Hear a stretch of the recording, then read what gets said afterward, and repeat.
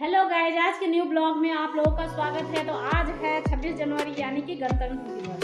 तो गणतंत्र दिवस के दिन आज हमारे यहाँ हमारे गांव में लगभग सबके घर जलेबियाँ आती है। तो मेरे हस्बैंड नहीं है मगर बूढ़ा बाबा इतने सारे जलेबियाँ लेके आई। मैं मंगाई जलेबियाँ तो वो लेके आए कि जलेबी ला देता हूँ। तो मैं जुराही से जलेबी मंगाई और ये सब आप लोग के लिए गणतंत्र दिवस के अवसर पे तो आप लोग भी हमारा जलेबी खाने आइए। हमारे बिहार में हर घर में हर मार्केट में आज के दिन बहुत ही ज़्यादा जलेबी मिलती है।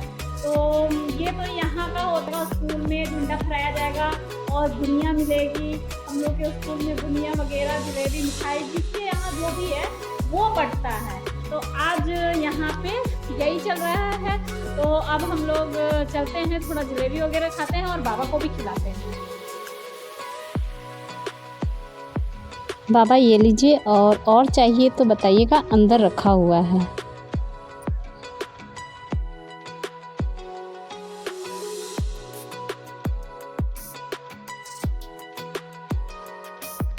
ये है जलेबी जो कि बहुत ही मुलायम है। बेचारे बाबा को ठग दिया गया है। अब घर में कोई नहीं था तो बाबा को मैंने पैसा दिया कि ले आइए भैया आप।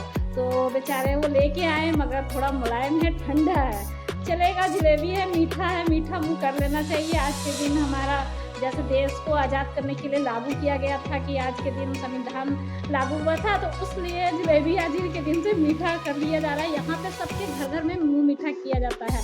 अब 15 अगस्त को भी, 15 अगस्त के दिन, आज़ादी के दिन, यानी कि उस दिन भी पूरा हर घर में आपको जलेबी मिलेगी। हमारे गाँव का यही एक अच्छा नियम है, बहुत मुलायम है। मगर एक बात है, जलेबी कुछ भी है, टेस्टी है, इसमें कलर नहीं है, बहुत ही अच्छा लग रहा है, क्रंची नहीं है, मुलायम है। मगर बाबा को ठग दिया गया। कोई बात नहीं बाबा, आप खाइए, बिल्कुल मुलायम मगर टेस्टी है। मीठा खाने के बाद बहुत ज़्यादा प्यास लग रहा है, पानी पी लेते हैं और फिर चलते हैं थोड़ी अपनी खेतों की तरफ। प्याज की खेत में दिखाने जा रही हूँ कि कैसा मेरा प्याज हुआ है। तो चलते हैं थोड़े में खेत में अब हम लोग।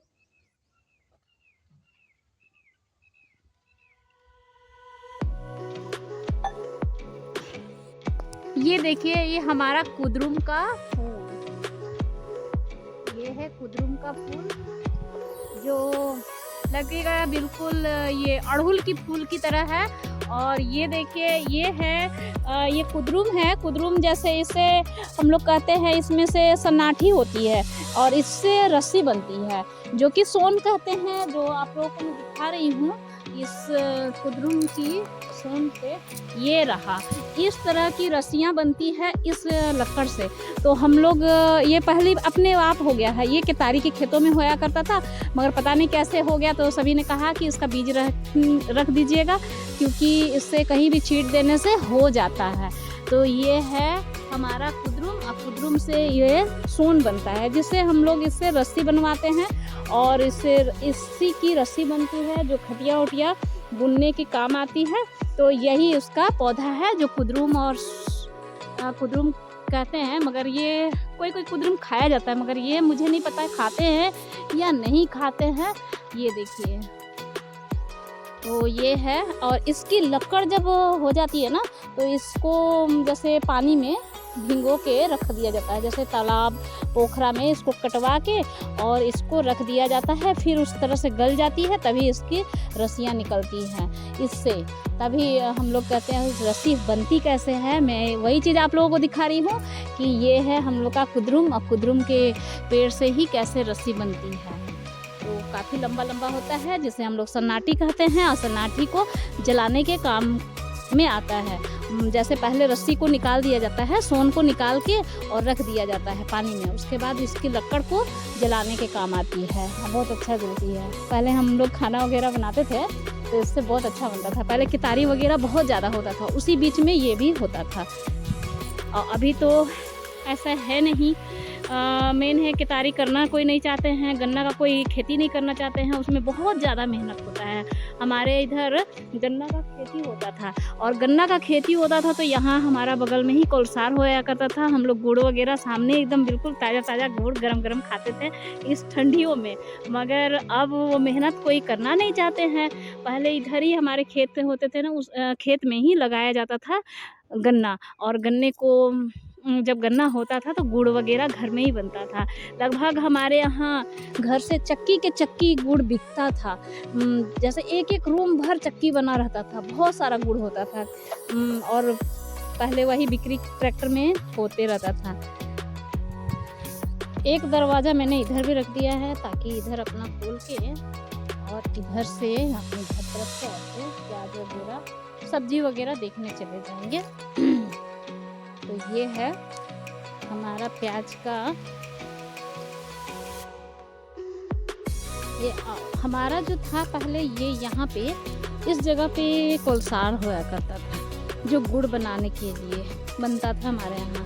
तो केतारी बहुत ज़्यादा लगा हुआ था हमारे यहाँ, बिल्कुल यहीं पास में, घर से बिल्कुल यहीं पास में ही हमारा कोलसार होया करता था, जहाँ पे गुड़ बनता था इस वाले खेत में। तो यहाँ पे एक हर तरह तरह के गुड़ होते थे। जैसे गुड़ होता था, एक गुड़ भेलिया कहते थे, भेलिया वगैरह। यही वो जगह है जहाँ कोलसार लगा करता था गुड़ों वाली। और वो खेतों में हमारे यहाँ जो अभी गेहूँ लगा हुआ है, वहाँ पे गन्ना लगा रहता था, और ये कोलसार होया करता था, ये महुआ के गाछ के बिल्कुल और घर के पास में ही। और यहाँ पे चूल्हा बनता था, और इस जगह पे कोलसार लगा रहता था। और हम लोग बिल्कुल घर के सामने से गरम गरम गुड़ खाने के लिए आ जाते थे, जो गरम गुड़ बहुत ही टेस्टी और बहुत ही अच्छी होती है। और उसके बाद फिर हम लोग जैसे मेरी सास रखती थी गुड़ को, जैसे कुड़नी में हर तरह तरह का गुड़ होता था।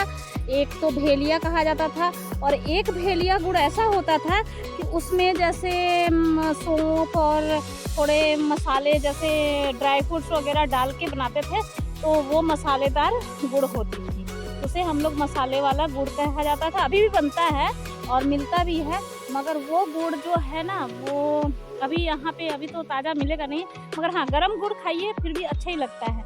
और एक रावा गुड़ होता था जो बिल्कुल बालू गुड़ कहते हैं, उसे बालू गुड़ की तरह, बिल्कुल बालू की तरह रहेगा, उसे भी गुड़ कहा जाता है। वो अगर पुराना हो जाए तो गाय भैंस लोग खिलाने में काम आती थी, वैसा वैसा गुड़। और काफ़ी ज़्यादा एक एक भर की, माने हमारा एक रूम था बिल्कुल चक्की, उसमें बन बन के रखाया जाता था, उस गुड़ को रखते थे। इतना हमारे यहाँ पहले गन्ना होता था, और गन्ने के साथ हमारे घर में गुड़ होता था। तो अब हम लोग आ गए अपने प्याज के खेत में। तो ये देखिए हमारा बिल्कुल जस्ट में ही, यहीं के बगल में ही प्याज लगी हुई है यहाँ पे। तो हम लोग देख रहे हैं इस प्याज को, तो अभी कोड़ने लायक हुई नहीं। जैसे अभी पानी पटा के ही मेरे हस्बैंड गए हैं, तो अब पानी उनी पट गया है, तो हम लोग सोचे कि सूख जाएगा तो इसको कोड़वाना है। तो ये देखिए हमारा प्याज का खेत, और इधर सरसों बिल्कुल पक चुका है, बहुत ही अच्छा सरसों हुआ है, बिल्कुल अच्छा।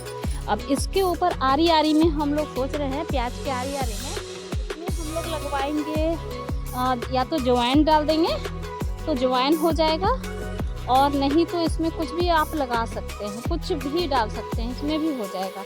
और ये हमारा लहसुन बहुत ही अच्छा, बहुत ही सुंदर। ये हमारा उमगा पहाड़, और उधर हमारा ये पोरा रखा हुआ है। इस साल पोरा बिका नहीं, बहुत ज़्यादा धान होने के कारण इस बार पोरा जल्दी बिक नहीं रहा है। तो ये देखिए पोरा अब कुटी कटा के और रखना पड़ेगा।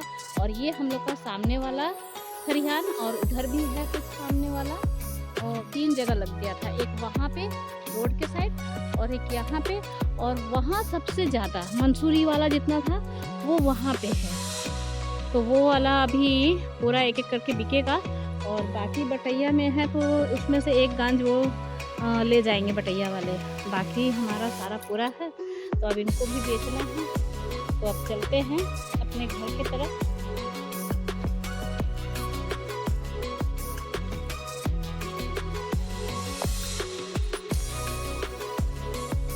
प्याज भी है। अब प्याज अब कोड़ने लायक हो ही गया है, थोड़ा सूख जाए ना, इसकी नमी थोड़ा कम हो जाए तो फिर प्याज को कुड़वाएंगे और उसके बाद इसमें 1 किलो DAP खाद डालेंगे। उसके बाद फिर उसके बाद पानी पटाएंगे। ये हमारे घर से पानी आ रही है, नली से पानी की आरी बना दिया गया है। पाइप कौन इतना लंबा खींचेगा, उसलिए आरी बना दिया गया है कि प्याज भी पटे और सब्जी उब्जी भी लगा दे तो पट जाएगा। और ये चाचा जी का है इधर, उनका भी लहसुन प्याज लग चुका है। तो अब हम लोग चलते हैं अपने घर की तरफ।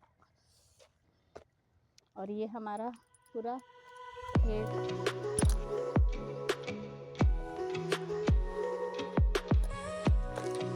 ये बांस का पेड़ है। एक दरवाज़ा मैंने इधर भी बना दिया है ताकि थोड़ा बहुत अगर पटाना उटाना पड़ गया तो हम लोग इधर से आ सके और इसे बंद कर देंगे। ये सब नील गाय के चलते रखा गया है, फिर इसको हटा दिया जाएगा, दूसरा लगाया जाएगा, बाउंड्री वुंड्री लगेगा ना तभी हटा दिया जाएगा। तो ये हमारे में आज इसके बारे में बताइए। जैसे फूल बहुत ही अच्छा देख ही रहे हैं, इसकी फूल देखिए अड़हुल की फूल की तरह ही है, बिल्कुल अड़हुल की फूल की तरह है, इसमें कोई नहीं, बीच में भी वैसा ही, मगर इसकी कलर इतनी अच्छी लेवन हल्का कलर है। और ये कुद्रुम का फूल है, तो ये हर जगह से कुद्रुम का ये है कुद्रुम का, देख सकते हैं। ये खट्टा खट्टा हल्का लगता है, लोग कहते हैं खट्टा है, मगर इसको खट्टा लगता है इसकी पत्ती।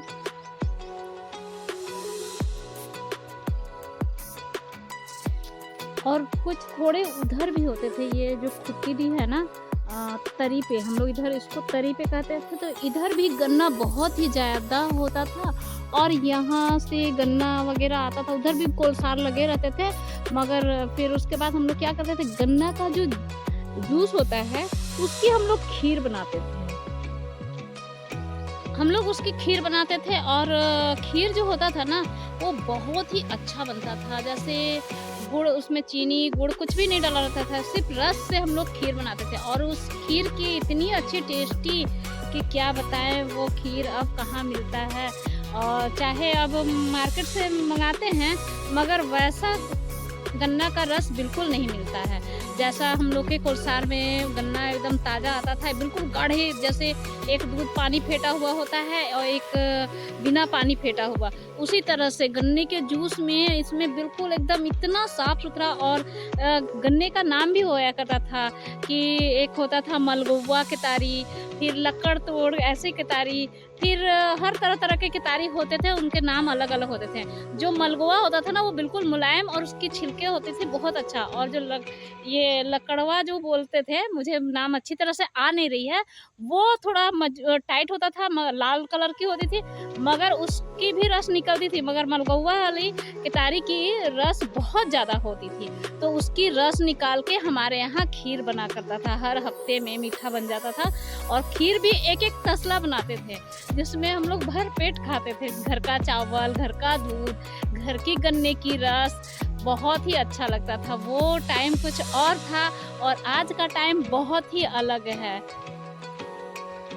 तब आज की ब्लॉग इतनी ही, मिलते हैं नेक्स्ट ब्लॉग पे। जय हिंद, जय भारत।